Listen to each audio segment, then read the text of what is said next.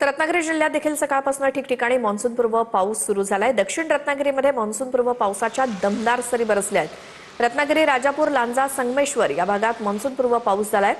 हवामान विभागाने पुढचे 2 दिवस पावसाची शक्यता वर्तवली आहे। मान्सूनपूर्व पावसाच्या अनेक ठिकाणी सरींमुळे हवेत मात्र गारवा निर्माण झालाय। आमचे प्रतिनिधी मनोज लेले आपल्या सोबत आहेत। रत्नागिरी जिल्ह्यामध्ये मान्सूनपूर्व पाऊस सध्या बरसतोय। मनोज, कुठे कुठे काय परिस्थिती?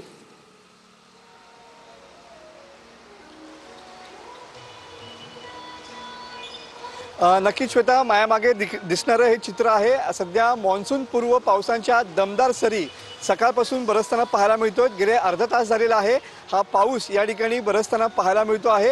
हवामान विभागानं खास करून कोकण किनारपट्टी भागात मान्सून पूर्व पावसांच्या सरीचा अंदाज वर्तवलेला होता आणि तो अंदाज सध्या खरा होताना पाहायला मिळतो आहे। कारण केरळच्या उंबरठ्यावरती या ठिकाणी मान्सून सक्रिय होण्याची चिन्ह आहेत आणि त्या दृष्टीनं अरबी समुद्रामध्ये देखील अनुकूल वातावरण निर्माण झालेलं आहे आणि त्याचाच परिणाम सध्या मान्सून पूर्व पावसांच्या सरी या दक्षिण रत्नागिरीमध्ये बरसताना पाहायला मिळतात।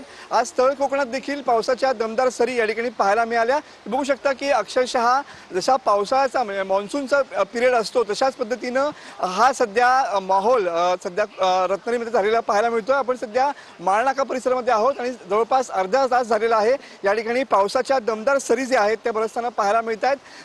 रत्नागिरी, संगमेश्वर, लांजा, राजापूर या भागात सध्या पाऊस जो आहे तो गेल्या अर्ध्या तासापासून बरसतो आहे। या मान्सून पूर्व पावसाच्या सरी पुढच्या 2 दिवस या ठिकाणी अशाच पद्धतीनं बरसतील असा अंदाज हवामान खात्याने व्यक्त केलेला आहे। मनोज, धन्यवाद या माहितीसाठी। रत्नागिरी आणि खास करून दक्षिण रत्नागिरी जिल्ह्यामध्ये काही तालुक्यांमध्ये पावसाच्या सरी सध्या बरसत आहेत।